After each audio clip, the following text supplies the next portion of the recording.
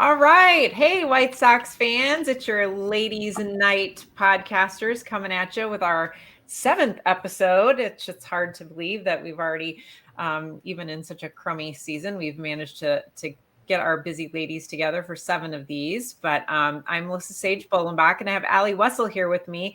Tonight, we may have a few more people pop in at some point, but for right now, Allie and I are just going to go for it because the two of us have plenty of things that we can talk about. So we're gonna jump right in, and we're gonna kick it off because this is my list of 2 weeks ago, like exactly 2 weeks ago, we did a pod, and these are the things that have happened since then. So they had the 21 game losing streak. They broke the 21 game losing streak. Pedro got fired. Grady Sizemore got hired. We were swept by the Cubs. We had a killer win against the Yankees, but then we lost the series to the Yankees. So it's kind of for a crappy season. It's kind of a lot of stuff in 2 weeks. So we have all kinds of things that we can talk about. So of course we have to lead off with the first thing because I need to know what your reaction or your thoughts were when you finally heard the word, got the message that our buddy Pedro got the axe. Yeah. I'm not gonna lie, I was actually surprised because if I recall correctly, this is the first time that we've fired a manager in the middle of a season. Yeah. So I'm a little shocked that they actually did it, but I think a losing streak such as that prompts something like that. I mean, especially after 2 seasons like that, someone has to be the scapegoat for a situation like that. And right. The manager is the easiest. Mm-hmm. I think the thing that I was more shocked about, though, was that along with him being let go, they also let go the bench coach, the third base coach, and the assistant hitting coach, which is an odd group of coaches, I feel like, to let go, unless those are the ones that Pedro brought in with him. Right, which it is. Those were the guys that he yeah, which Charlie Montoyo, except for him, that's right. Yep. So him getting fired was interesting because he was a front runner that was like people were talking about him getting that job when Pedro was hired, and so everyone was really excited that he was going to be the bench coach. And I feel like typically when something like that happens in a major league ball club, instead of naming someone else in the system, you let the bench coach take over, because that's the point of the bench coach, is to fill in. And especially with him already having MLB experience as a manager, I just felt like that was the thing to do. So I those moves I found a little more interesting. I will say, I said this 2 weeks ago, and I will continue to say this, Pedro getting fired changes nothing. The organization as a whole is still very systemically broken, and this doesn't solve anything. We're just going to hire someone else, and we're just going to replace a staff that is going to be set up to fail, as long as Jerry Reinsdorf is owning the team and Chris Getz and his team are at the helm. I fully believe that. I'm not this. There were a lot of people jumping for joy on Twitter. I'm glad that such a crappy manager is gone, but at the same time, what does it change? It's a Band-Aid on a problem. It doesn't fix anything. I'm not as elated as I think some people were. Yeah, I'm so with you on that, because the timing for me is what was bizarre. You mentioned that, the time of the season when they did it, and you're like, well, at this point, there's really not that many games, 40 something games left. It's let him wear it, right? Let the captain go down. And then the other part of me is okay, so if they knew they were going to do it, so clearly it wasn't about money because they let him go. And so they still are on the hook for the money. So if they really kind of wanted to see if new blood was going to shake things up at all, then why not do it before you traded everybody away?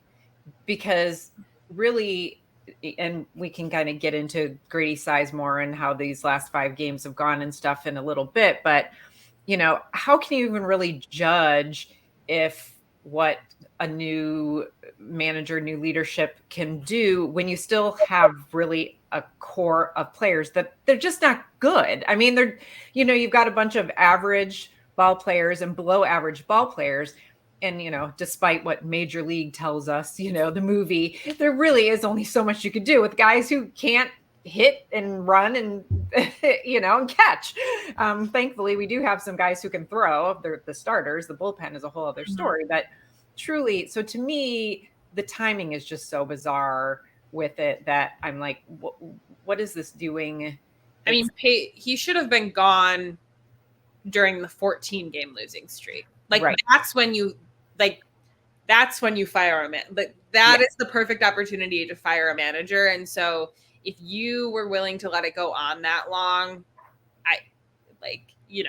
what was different from what was going on before versus this 21-game losing streak, and to do it right before the you did it on an off day right before Crosstown Classic. I don't know. I just find it odd. And it's and so you let him break the streak, gets a win, but then gets another loss. And clearly they've known for quite, if you listen between the lines when Chris Getz is doing his interviews and just leaks and things that we've heard through the clubhouse, they've known it's not been good for a while. Even going back to last year, we were hearing the rumblings about, oh, well, Pedro doesn't really have the control of the clubhouse and the buy-in by the players. So if they knew that after last year, why? Just why? Why not then start this year all over with somebody else if you were going to eat the money anyway? To me, it's just kind of stupid. So I I was like, good. I'm glad he's gone because he just wasn't bringing anything to the table. But on the other hand, it's very confusing, and I don't see how doing it now is how it had any logic to it whatsoever. Yeah. I also just think I got this sense that Jerry and the rest of the front office thought that Pedro was going to be their little puppet, and he was for a while, and clearly it just just the things that Pedro was saying, it was just very clear how much in the pocket of all of that he was, and at some point you're that's probably why he stuck around for so long, but also part of me is was he trying to do things different, what else was going on? You know what I mean? That's also what I have to wonder too, because I don't know. There was a reason Pedro got hired, and it wasn't because he had MLB managing experience. So yeah. But good riddance. Goodbye. See you later. Let's close the book on that one and move on by. So I don't know. What about any thoughts? Do you have any at all, or have read anything that people have said about who you would like to see or who you think might be a possible candidate? I have not read too much into candidates or anything like that. My dad's in our family group chat being bring back Terry Francona and whatever. And I'm no. My ideal candidate is someone who is on the younger, Pedro for me was an ideal candidate because he was on the younger side. Mm-hmm. He seemed to have an appeal to players. On paper, other than not having proven success when the front office is trying to say we're trying to be back in a competitive window, that was really the only thing that stuck out like a sore thumb for Pedro getting hired. But I would really like to see a young guy who can relate to players and is wants to play the game in the way that it's being played now. Because I think with Tony La Russa, he wanted to play it it was baseball was being he wanted to play this old fashioned game of baseball, and that's just not the realm of what baseball is anymore. And baseball is evolving. And I mean, I know one of the things we're going to talk about is pitching later, later on the podcast, things are evolving and the way that the game is being played is evolving. And so I think having someone who's watched that happen and has more perspective on that rather than being like, this is the way it's always been, so we're just going to continue. Like, you know what I mean? So I guess those are like attributes I would look for in a new manager, but like who fits that? I don't know. Right. Who knows? Because, I mean, one of the names, of course, that that first I saw out there, and I think Nightingale tweeted out and stuff, was that, the Skip Shoemaker. And he is, he's a young guy. He played, but I was like digging around a little bit because I'm like, I don't think he's been, I don't pay too much attention to other teams for the most part, but, he did win NL Manager of the Year last year for a record for the Marlins of 84 and 78, which not jumping off of the paper to me at all. And then this year they're 45 and 76. So I don't know. I guess I have to be sold on that one a little bit. I mean, he checks some of the boxes, but then there's plenty of things just to red flags, I guess I would say, is that he hasn't been a manager that long, and he had one good season, or decent season, I would say. I mean, it's pretty close to 500. It's not even that terrific. And then this year, I mean, the Marlins pretty much imploded with a lot of the same players that they had last year. So I don't know. The big thing is that I think I get the sense that we're finally admitting that this is a rebuild again, and like that is what is happening. And if you're gonna bring in a new manager to execute a rebuild, then like we need to hire someone who's going to be able to be here for the entirety of that and like see that through, because these players can play baseball, right? Like they make it to the major leagues because they are talented like individuals, but we need a manager that can manage the dynamic of a team and like make the proper calls and all of that stuff. And I think part of that is building trust with your players and being there and knowing how the team operates. And if we continue to have this revolving door of managers, right, like how are you building an organization to be successful if like you can't even keep a coaching staff for more than 2 years? Like, right. And I think there's probably some argument to be made that in the last rebuild, that's part of where we messed up, is we brought a guy in who did a really good job in building it and bringing the players up and just making it a cohesive team. We're really excited to play together. And then we handed it off to somebody else, and that didn't work so well. So, so I think that's a really valid point. I guess I'm not convinced the White Sox are capable of finding somebody like that. I mean, I guess I'm so jaded of their history in picking managers, and placing managers at the right time. And I mean, it goes way back to, Tony in the early 80s and him building it and doing all that stuff, but then them giving up on him, and Jeff Torborg. And they just have this really poor track record in the Jerry era anyway, of doing exactly what you said in terms of trying to build something and sustain it and have the right person in place. And I don't know. I don't have the confidence. Yeah, I had a thought and then I know. I mean, we talked about this 2 weeks ago on our last podcast too, about like being able to sign free agents and all of that stuff to like bring talent to Chicago. And like, why would you want to come play in Chicago when you see how broken this is? And I think the same thing goes for a major league manager. Like, yes, it is, as someone who's like, coaching in baseball, like that is the dream, right? To manage a major league baseball team. But at the same time, like, you're not going to walk into a situation that you're going to be set up to fail at, right? So, I mean, I think that's going to be the hard bargain too, is to get quality candidates in the door that actually want to come coach in this city for the team and for this organization. Because they don't have to do much research to see exactly how it plays out. So, so it isn't much different than recruiting the big star player. And I mean, we've seen like players and coaches and all of that can burn bridges really quickly when you decide that you don't want to buy into what Jerry is selling, or you don't want to drink the Kool-Aid. Like, the waters can sour. That's the wrong phrase, but things can sour very quickly when you don't buy into that. And like, someone is going to want to come in and do things the way that they want to do things, not the way that Chris Getz or Jerry Reinsdorf are trying to pull strings from behind the scenes. And there are few people out there that I think are willing to put up with something like that.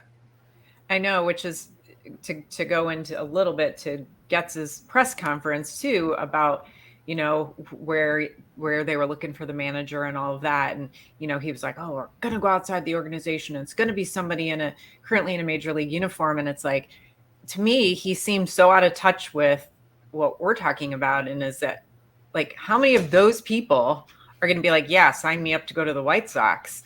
Like, I mean, he totally just narrowed it down to this very specific group of people instead of being open to potential other opportunities, because I don't know. I'm not sure that they're going to be lining up outside the door for an interview, especially after they saw what happened to Pedro. I mean, yikes. Yeah. It's going to be an interesting development over the off season. Yeah. But I guess that also moves into interim manager. Yes. Perfect segue. I guess, like, initial thoughts, like, what are your feelings? Like, so I have watched all 5 games that he's been the manager of. I will say that there hasn't been as many, like, when it's come to the bullpen, I haven't been like, oh my gosh, what are you doing? Which is probably, a plus. Have the players been playing differently or harder or with more passion or whatever, like others have been talking about? I mean, yeah, Dominic Fletcher was all over the field last night, bouncing around, like, reminded me of an Aaron Rowan. He's running into walls and hitting the ground, catching balls and stuff. And I kind of, like, have 2 thoughts about that. One is, like, it's your job and you're professional. And even if you don't like your boss, you still go to work and bust your ass. So that would bother me if truly they are, like, all of a sudden, like, this is capturing this energy or what have you. So that kind of annoys me a little bit. And I don't truly know if it's Grady, that's why all of this buzz is happening, or if it's just the fact that Pedro's gone, that they're more into it. Like, so yeah, so I'm kind of all over the place. That was an all over the place answer, but those are just some of my observations, I guess, in the last 5 games. Yeah. I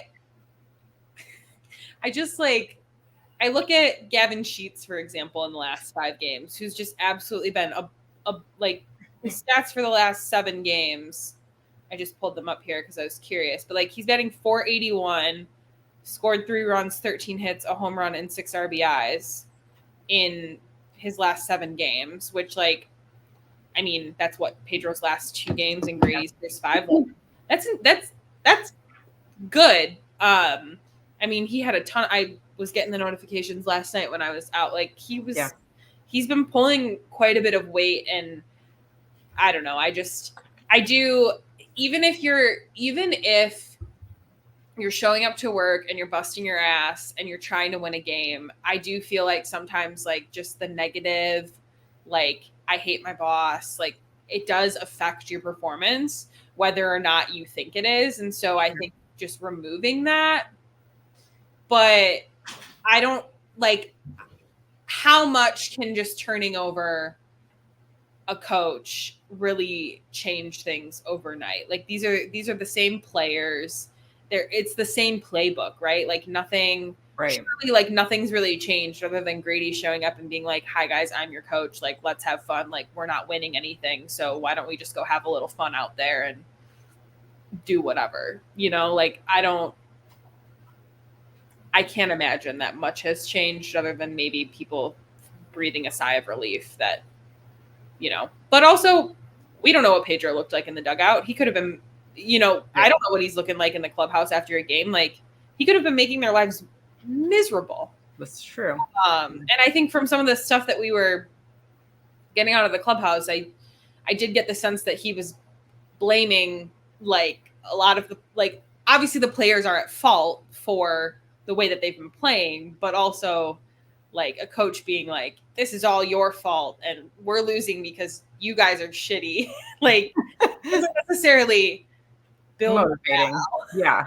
It's not motivating. Yeah. I think the one thing with Grady Sizemore that I'm just a little bit, this is just the fan base, right? Like we as the team goes, we go. And like, I do love the young energy. Like, he's 42, he's young, so he's not that far removed from the game of baseball, like actually playing. But like, they got that 12-2 win on Friday or Monday, whatever day that was. And like, I go on Twitter and everyone's like, I'm all in on Grady Sizemore. Like, I would like to hire him for the next manager, blah, blah, blah, blah. And I am all for, when it comes to the White Sox, we have to celebrate the wins, right? Like, you have to celebrate the small things that happen. And Monday night's game was really fun. It was really fun to see that this team has the ability to put up that many runs against the New York Yankees, who are like in a race for the AL East right now. That's fun. And you can't help but like celebrate that. But like, slow your roll. These guys were won one game. It's okay. We don't have to hire him. It's fine. We can still have fun, but just chill. Like, he doesn't need to stay. Maybe he does.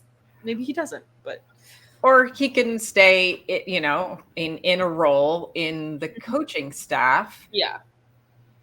I don't see an issue with that at all. But I'm with you, and I'm like, well, hold on. He's nothing what Chris described in his press conference, right? He's not in another uniform. He's not from outside the organization. He's not, you know, doesn't have any experience in terms of, you know, managing. And can we please just try to do an authentic search? Like, there's my plea, right? Please at least have your list. Apparently Chris Getz has a list somewhere in a drawer that, you know, he's been making since he, you know, was dreaming of being a GM. Excuse me, puppies.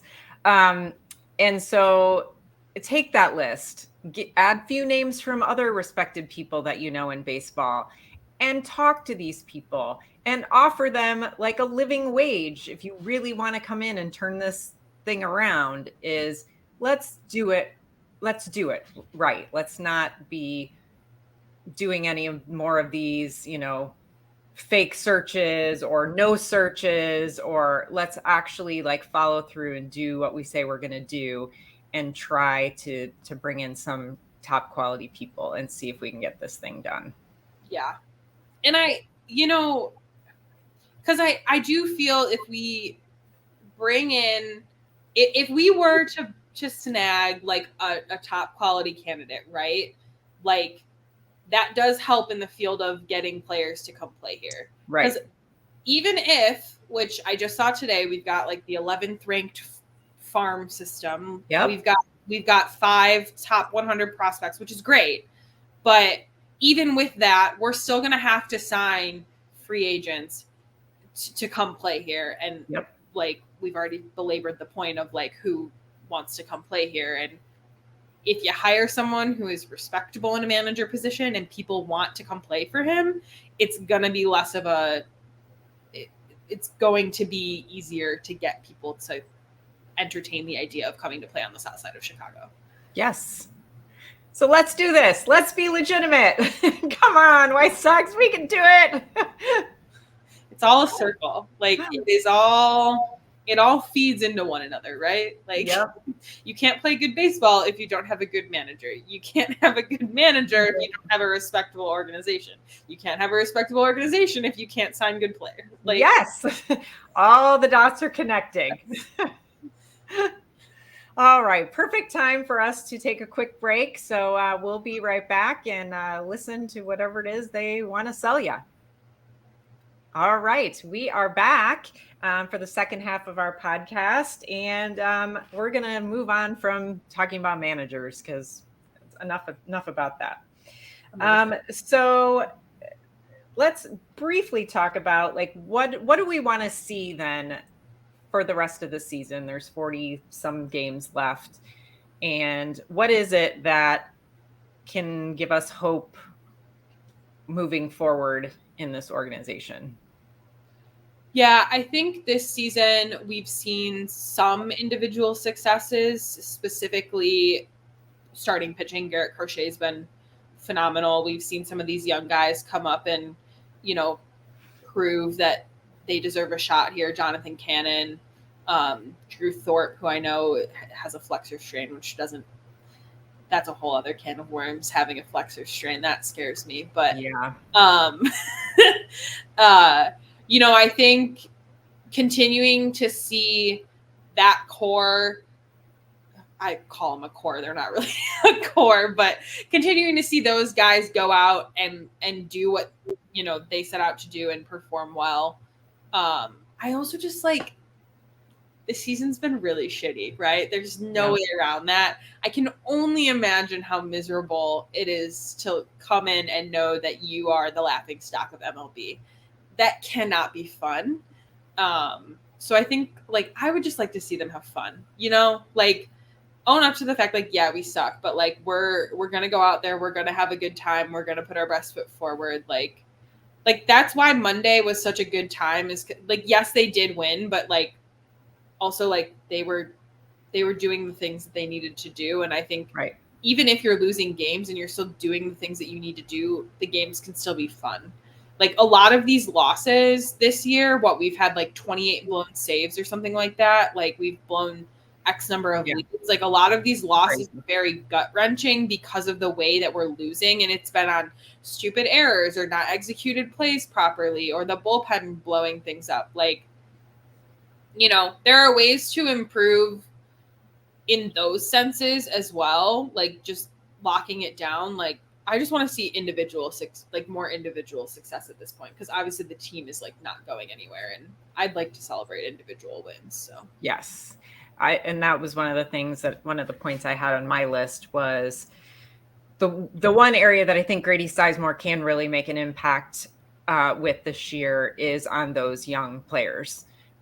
Because he was a player and he played for 10 years. And I think that comes with a lot of respect. He wasn't a guy who had a cup of coffee in the majors. He had a really solid 10-year career. I mean, it's not easy to play for 10 years and he was healthy. I kind of briefly looked through, but it looked like he was healthy for a big part of that too. So I think with some of these young guys, he can really connect where Pedro couldn't, because I mean, Pedro didn't.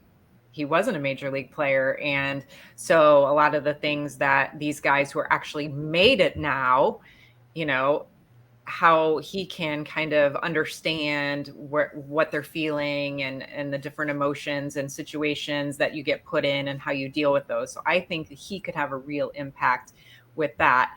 And with that, kind of connecting it to some of the losses that we've had have been tied to this bullpen and this ancient bullpen. Like, yeah, we have some young people, but we also have a lot of old useless arms in there.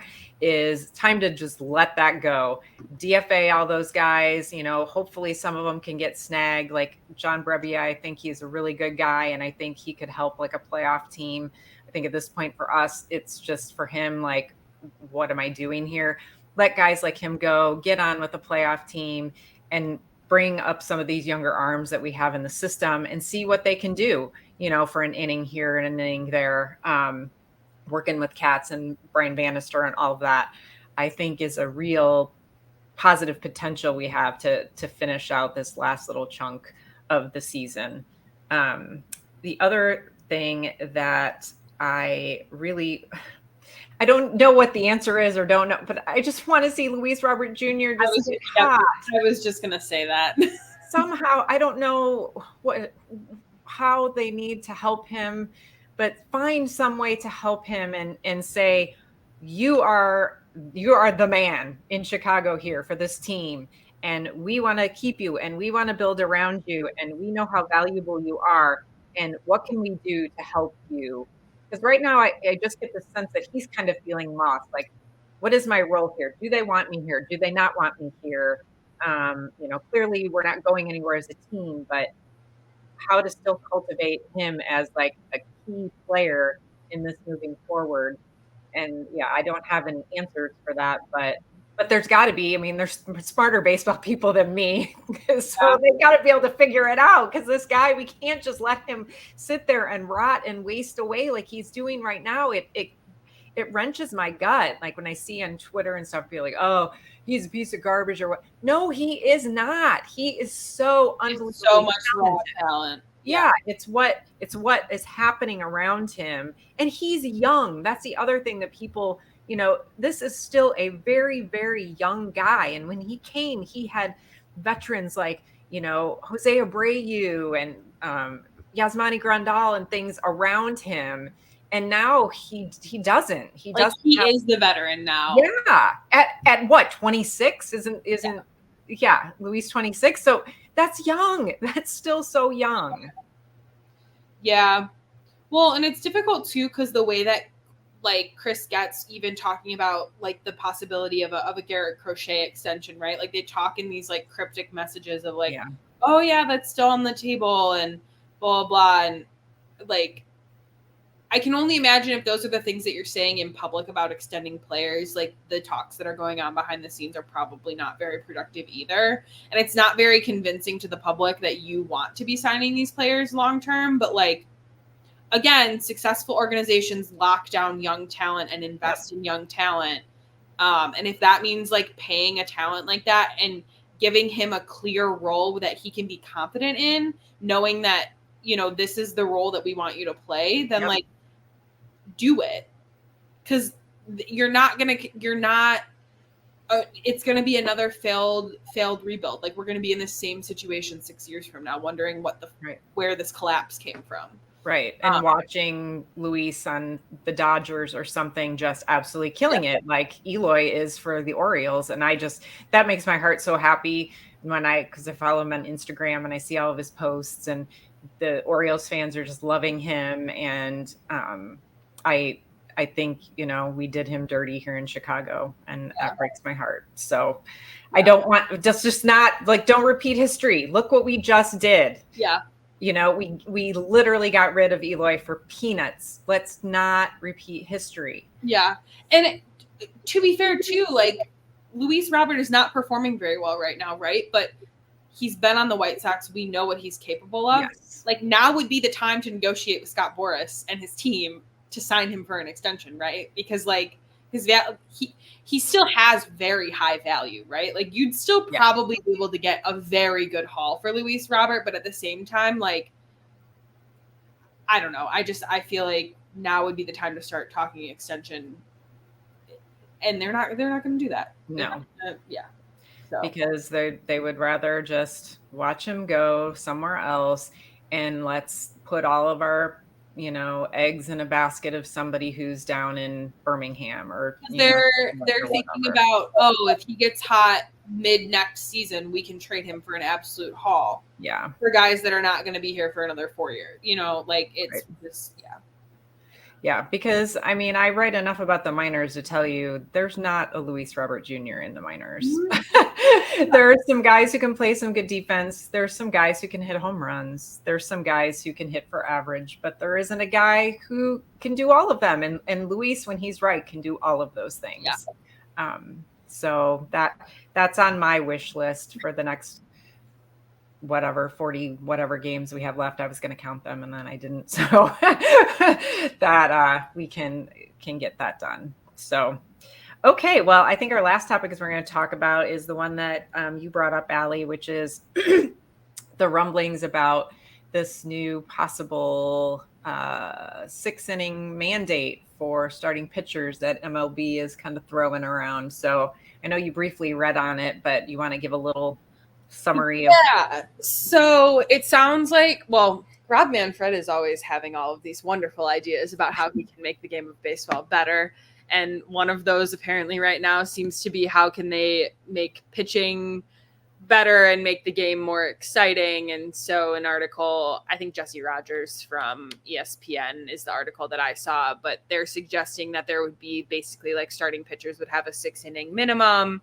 The goal being that pitchers would be having Tommy John surgery less because there would become more of a focus on the command and precision rather than how hard can you throw and how many guys can you strike out on a 101 mile an hour fastball, which I know we've talked about in articles and on podcasts before, Melissa, about how like all of these guys that are throwing 101, 102 as starting pitchers, like, let's just get the Tommy John out of the way because it's coming. It's pending. So, you know, I do think, you know, my first initial reaction is like, what the frick are you trying to do? Because that's just so stupid.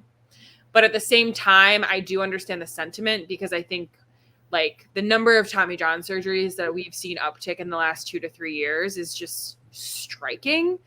And quite frankly, very concerning. I think it's incredible that these pitchers are able to come back and compete at an elite level in the way that they do after Tommy John surgery nowadays, because I remember a time when, even when I was younger, where Tommy John surgery was like the kiss of death and that you were never coming back to compete on a major league level. But I think there's some flaw to that. And I think, you know, maybe instead of introducing some new rules, maybe we play around with pitch clock, like, because, you know, that's the argument too, right? That people are making is like, not only are pitchers throwing harder, but we're also lessening the time between pitches, which is causing arms to tire quicker too. So I think there's a lot of factors to the game, but I also like, really, you're going to make a guy that's getting slaughtered in the first or second inning on a really bad night, you're going to mandate he goes 6 innings. Like, I think there's a lot to be worked out there. Yeah, like when I first heard of it today, when my son was kind of talking about it, and then when you were telling me about it, I was initially confused. I was like, I don't see how this is really going to solve any problems. But then I'm old enough to remember when, Allie, you know, when I first started watching baseball and pitchers did pitch for, you know, 7, you know, usually it was not 6, it was 7.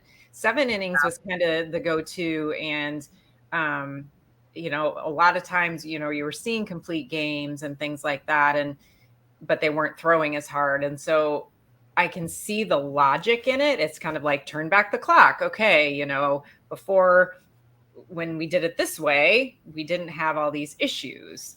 So I get that. And I see the logic in it, but then I'm also like, but that's like a generational change.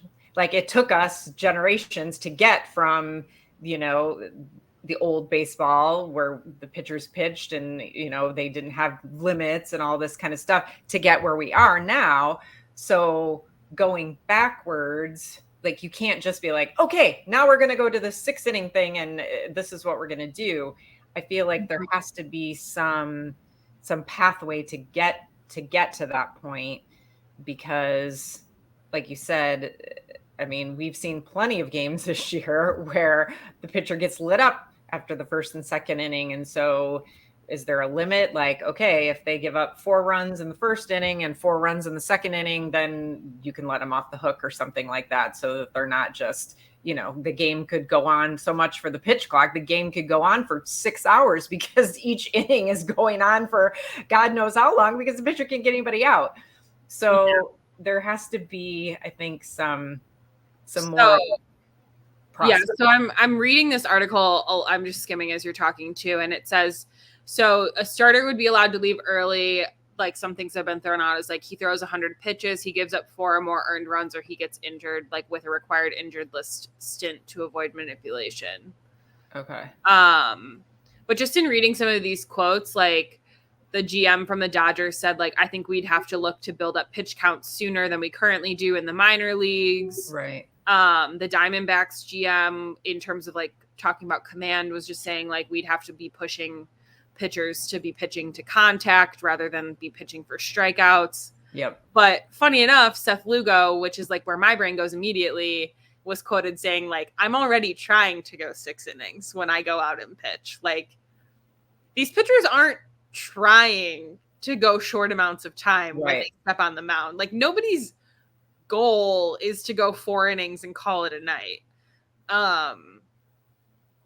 So I do find it interesting that you're going to try to implement this when, like, I don't think pitchers are the ones that are trying to get out of games early. I think it's managers now trying to manipulate pulling pitchers early. Because, right, like, a lot of this talk, too, is, like, pitchers get pulled when the third time through the lineup goes through. Right. Because hitters start catching up or they start reading things better, which is why I think we are seeing less and less. These pitchers are throwing hard, but after you catch up to some of that stuff, like, once you catch up to a fastball like that and you start hitting it, like, that ball's just going to start flying. Right. And when you can go up to bat and then, like, when you're done with the at bat, you can sit down with an iPad and you can get the in the moment feedback, you know, you just, there's so much more to it than, you know, simply like, well, let's have a 6, inning. Which does go back to this command thing. Like, pitchers are going to have to start, if this were to be implemented, pitchers would have to have an arsenal, right? Like a true, I've got a slider, a splitter, a 4-seam fastball, and a changeup. You know, like, you're not going to be able to, like, Dylan Cease's bread and butter is his fastball and his slider, and he can live on those 2 things because, and he does have a third, if I recall, like, he's got other pitches he integrates, but, like, that's what he lives on, and he's able to do that because of, he's got the movement on the slider, and his fastball sits at 98, 99 miles an hour. Right. Like, but you'd really have, like, it goes back to this whole command thing. Like, you're going to have command over 3 to 4 pitches on a regular basis. And then you're going to have to, if you're going to have to go through a third time in the lineup, you're going to have to know how to manipulate those pitches. So you're not doing the same combination of pitches for all of those at bats. So it would be interesting to see, like, the strategy from, like, calling pitches perspective too, I think. Yeah. The catchers would have to be a big part of it because it's the whole pitcher versus thrower thing, right? It's that whole concept of being able to be the crafty, you mentioned Mark Burley type when we were talking before we started, being that type of a guy instead of a Michael Kopech type of guy who literally has one pitch who goes out there and just tries to blow everybody away, where that guy isn't going to be able to cut it if it's going to come to fruition. So listen, I love precision pitching. Like, I love when a pitcher can paint corners for days. Like, that is, especially as someone who, like, used to, like, play softball and was a pitcher, like, I love a good pitching matchup. And, like, that is my favorite thing about baseball is watching a pitcher deal. Like, home runs are exciting, but, like, I love a pitcher's duel. I love low scoring games when, like, that's happening. However, I also think that, like, maybe we should just let players play the game of baseball. Like, the sport evolves on its own. And I understand why we've implemented some of these new rules and we're trying to change and, like, move the game along or, like, do these certain things. But at some point you have to sit back and wonder, like, what is too much? And, like, how much are we now trying to manipulate how the game, an organic game, right? Yeah. Because the pitchers that are throwing hard right now, that change shifted because of the way that batters, batters are now hitting for power and launch angle and, like, that whole culture. So then, like, pitchers are now changing. And now, instead of letting that happen naturally, you're now implementing something that, like you said, would change a whole generation of pitching. But, like, you're forcing that to happen. You're not naturally just letting that occur. And I think that takes away from the beauty of the game. Well, and it's just, I don't know how you turn back the clock, because you just walked us through like the evolution of moving, like what I was talking about in the 80s when pitchers were very much crafty. And like, as I was again writing up a lot of the minor stuff over the last month, so many of these young guys walk, they're walking people like crazy because they aren't that, crafty, type of pitcher. They're the thrower, and of course they're young, so a lot of them tend to have that more throwing philosophy than the pitching philosophy. But there's so much of that now as opposed to where there was. And so it's like the game has just evolved because the guys are using all these elite training methods and they're stronger and they're bigger. And so as they get stronger and bigger, then the game has moved a certain way. So we can't like make those things go away. We can't be like, okay, no more weight rooms, no more protein. Yeah. We're going to go back to the chubby little Greg Luzinski type of guys who, just happen to be really strong or whatever. Like you just like eventually the bubble bursts though, right?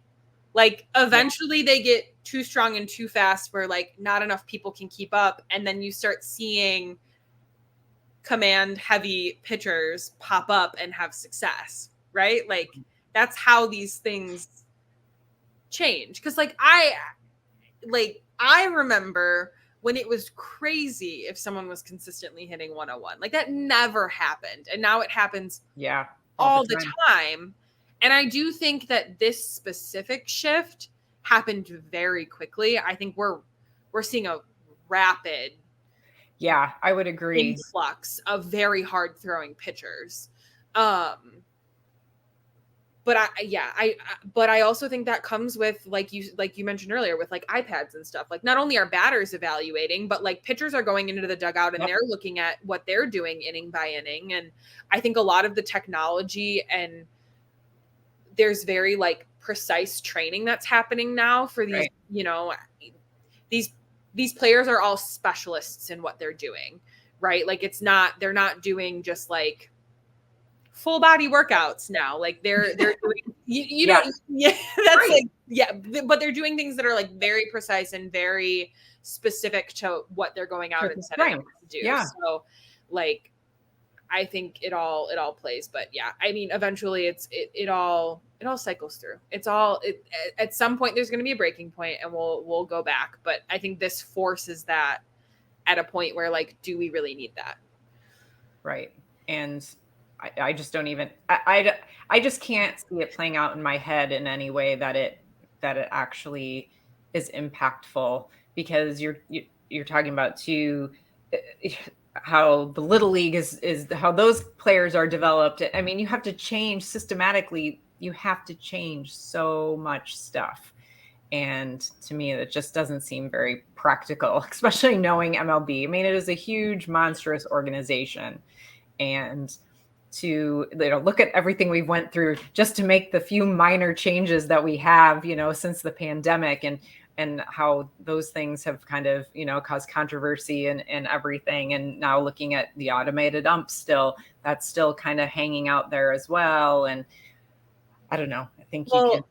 And a lot of these things have been like the pitch clock, right? That was implemented in the minor leagues before it came here. Same thing with the ABS system. Like that's being tested in the minor leagues. And so, and I mean, you do a lot of minor league coverage, but even I know these pitchers don't go long. They don't have long starts in the minors. No. And so this would be if you're going to implement a 6-inning mandate, that's something that you have to implement that on an MLB level. You can't go into a high A clubhouse and be like, hey, we're going to test this out for a season, because no high A pitcher is pitching 6 innings. Because they're just not ready from a developmental standpoint to do that. I mean, if I'm combing through the stats and I see a guy who's pitched 5, I was like, woo, that's a really, really strong start for him. He can actually get the win. That doesn't happen very often. So, but you would have to have it maybe at AAA, because those guys are but then sometimes the guys are jumping from AA right in. A lot of our guys this year have done that. They skipped Charlotte altogether and went from AA to the bigs. So it just, to me, seems, it just seems like a very way out there idea, and that they're somehow, if that they want to be able to accomplish some of the things that they're thinking this would accomplish, that there might be other ways to think about it and do it. But then, like you said, then it's so much more manipulation. We've already done so much manipulation. When we take a break from the manipulation for a while and see if there's something else that we can do to prevent these guys from blowing out their arms, get a bunch of really smart doctors and physical therapists and stuff together to form exploratory boards and things like that. Like, to me, you almost want to kind of exhaust some other areas that wouldn't even affect the could be done off the field from a research perspective without bringing it in to the game quite yet. And I feel like they haven't, and maybe they have done these things and I'm just, out of the loop clearly. But it's pretty clear this is something that's, very early in the works and not something that's been fully fleshed out, or like, it's not like Manfred's like, oh, we're going to implement this next season. It's just something that's like floating around. We're in the slog of 162 season. Like, they've got to start writing about random things to, not that there aren't interesting things happening in baseball, but you've got to keep the things buzzing, I suppose. Well, and where there's smoke, there is usually fire, though, because we know when we've heard about, we're thinking about, automated umps, or we're thinking about pitch clock. I mean, it doesn't hang around for too long before, we actually see some action on it once the buzz kind of starts. So it's like how is it going to be received? Yeah, exactly. but the article has plenty of quotes from GMs and play, there's quite a few quotes. So, I mean, it's clearly something that's being discussed in clubhouses and in front offices. So I don't, it'll definitely be interesting to see like what becomes of that, especially because, like you said, like, this is something that's going to have to be thought out and fleshed out and figured out. And I think like Rob Manfred's retiring in 2029, which is still 5 years away, but like, stuff like this, if you're going to implement something as major as this, it is going to take quite a bit of research and development. So it's like, does it even make it to Rob, like, does it just die when Rob leaves, or, so things to be considered. I think it's interesting, to say the least, but. Well, it's always fun to just pick brains and talk about what ifs too, especially when we're where we're at right now. Let's talk about anything else besides saying suck 25 different ways. Yeah. So yeah, for sure. Well, it's been super fun, Allie. Yeah, thanks for speaking, Melissa. Yeah, and thanks to everyone for listening. Hopefully you enjoyed our little ladies' night chat, and we'll have hopefully a handful of them more before the slog is over, because, eventually, I guess that's the end of the season. We'll have a new manager, but clearly there's going to be some things that are going to happen between now and then. We'll probably be DFAing some folks, and we'll get hopefully some late August, early September call-ups, because there are some guys that I think fans will be really excited to see. Just their personalities. That we've got some really great personalities in the minors that, I think are the kind of players that fans like. They're just likable, easy to relate. And I feel like we have like a guy like Luis, or we have a guy like Garrett. And so it'd be nice to have like where people can pick from like 10 guys that they, want to get behind and buy a jersey for or whatever. So we'll have some new guys, hopefully, we can talk about too coming up. So, all right. Well, until next time, everybody, we'll talk to you soon. Bye. Bye.